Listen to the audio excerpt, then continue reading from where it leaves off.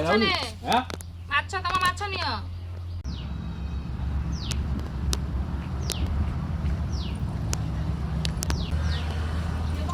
କଣ ରୋଷେଇ କରୁଛ? ଖଣ୍ଡିଆର ମା କଣ ରୋଷେଇ କରୁଛ?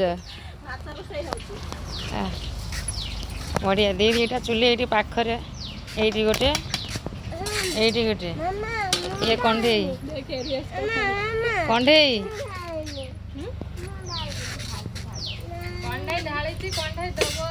ଏଇଠି ଆଉ ଜଣେ ଅଳତା ଲଗାଉଛନ୍ତି। ଅନେଇଲୁ କୁଆଡ଼େ ଯିବୁ? ମେଡ଼ିକାଲ ଯିବୁ। ଏଇଠି ଆଙ୍କ ଚୁଲି ଭାତ ହେଇଗଲାଣି।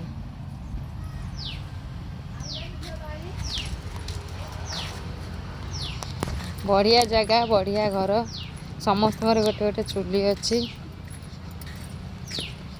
ଏଇଠି ଗୋଟେ ଚୁଲି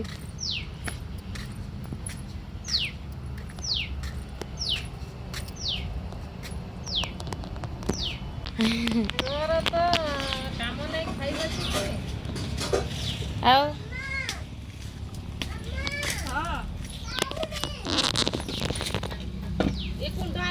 ଚୁଲିରେ ରୋଷେଇ କଲେ ଯେଉଁ ଟେଷ୍ଟ। ମୁଁ ବା ଭିଡ଼ିଓ କରୁଛି। ଇଏ ସାନ ପୁରା ହିରୋଟା ଆଉ କ'ଣ ମଉସା ପୁଅ 2 ଜଣ ଯାକ ହିରୋ।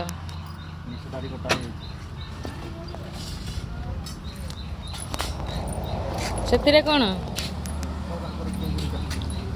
ମାଛ ଚିଙ୍ଗୁଡ଼ି ଆଉ ପପୁ ପାଖରେ କ'ଣ ଅଛି?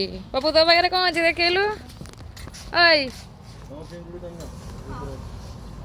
ଏଇଠି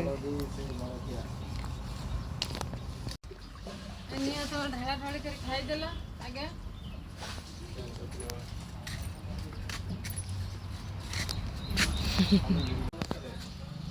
ଏଇ ଯୋଉ ତମେ କଢ଼େଇ ତଳେ କहीं ବାଲି ଲଗଉଛ? କଳା ପଡ଼ିବନି ବୋଲି। ଓହୋ ଜଲ୍ଦି ଛାଡ଼ିଯିବ ମାଜିଲେ। ଆଉ ଚୁଲିରେ ରୋଷେଇ କଲେ କଢ଼େଇ କି ହାଣ୍ଡି ତଳେ ବାଲି ଲଗେଇଲେ ଆଉ କଳା ପଡ଼ିବନି ନୁହଁ? ଜଲ୍ଦି ମାଜିଲେ ଛାଡ଼ିଯିବ। କ'ଣ କହିଲ? କ'ଣ କହିଲ? କ'ଣ ଗୋଟେ କହୁଥିଲ?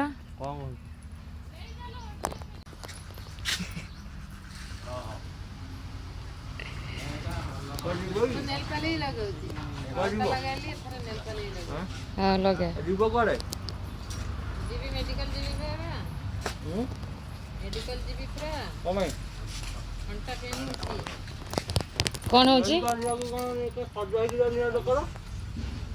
ସଜ ମୁଁ ମେଡ଼ିକାଲ ଯାଉଛି ବୋଲିକି ଲୋକ ଜାଣିବ ଯେ ମେଡ଼ିକାଲ ଯାଉଛି। ରାସ୍ତାରେ ବାହାରିଲେ ଟିକେ ସଜ ହେବା ଦରକାର। ଲୋକ ଭାବିବ ଅଲଗା କୁଆଡ଼େ ବୁଲିବାକୁ ଯାଉଛି।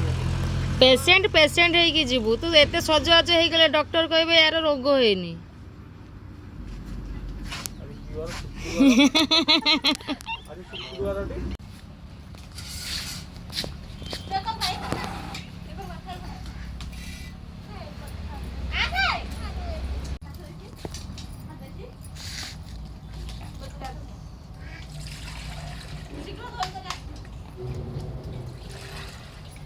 ଆମର ମାଛ ନେଇକି ଆସିଛନ୍ତି। ଏବେ ମାଛ ଧୁଆ ହବ। କଣ୍ଢେଇ ତ ମାଛ ନେ ମାଛ ତମ ମାଛ ନିଅ। ଚିଙ୍ଗୁଡ଼ି ନିଅ। ଚିଙ୍ଗୁଡ଼ି ବଡ଼ ଅଛି। ଏଇ ଚିଙ୍ଗୁଡ଼ି 300 ଟଙ୍କା କିଲୋ। ହ୍ୟାଲୋ ଏଇଟା ତମର। ହ୍ୟାଲୋ ହଁ ପଇସା ଦବୁ। ଆମ ପଇସାରେ କିଣା ହେଇଛି। ମୁଁ ଜାଣିନି କି ଆମ ପଇସାରେ କିଣା ହେଇଛି ହେଲା। କଣ୍ଢେଇ ଶୁଭିଲା? ଏଠିକି ଆସିଲୁ।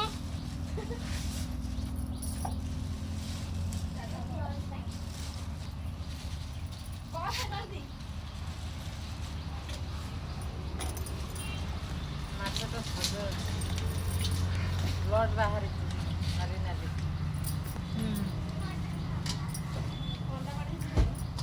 ମାଛ ଚିହ୍ନିଛି କି କ'ଣ ଆଉ ମଞ୍ଜି ହେଇନି। ମଞ୍ଜିଟା ମାଛ।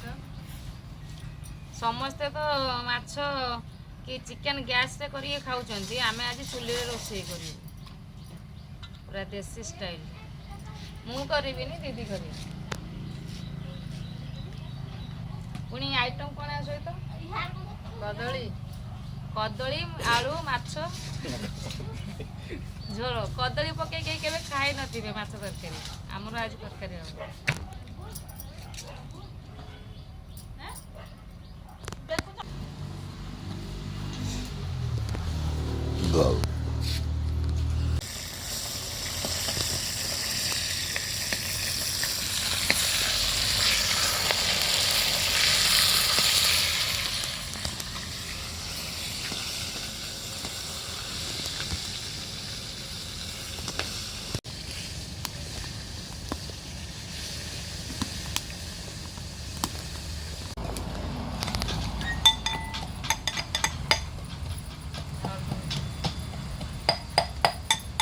ଆଉ ଟିକେ ପକଉନ।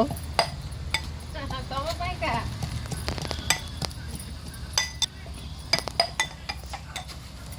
କାଲି ଡାଲମା ବାବା କିଆ ହେଇଥିଲା ନା। ଆଉ ଟିକେ ଭାତ ଖାଇଥାନ୍ତି ସେ ରାଗ ପାଇଁ ଆଉ ଖାଇପାରିଲେନି ବା। ଆଉ ଯେତେବେଳେ ହବ ଖାଇଦବା।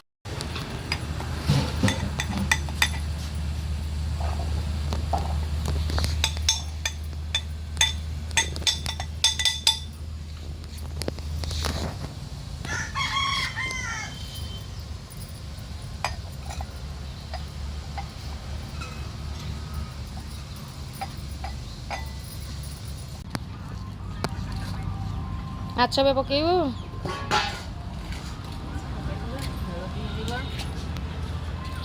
ଏବେ ଝୋଳରେ ମାଛ ପଡ଼ିଲା ତାମାନେ ତରକାରୀ ହେଇଗଲା। ମାଛର ଝୋଳ ନୁହଁ, ଝୋଳରେ ମାଛ ତରକାରୀରେ ମାଛ ପଡ଼ିଲା ନା କଣ ମାଉସୀ? ପୁରା ଦେଶୀ ଷ୍ଟାଇଲ ଆଜି ତରକାରୀ ହେଇଛି ଚୁଲିରେ। ଭଲ ନା। ହଁ ପୁଣି ଆମ ଜାଳ ହଉଛି ଏଇଟା ଆଖୁ ଚୋପା ଆଉ କାଠ ବି ଅଛି। ଆମେ ଚାଲିଲୁ।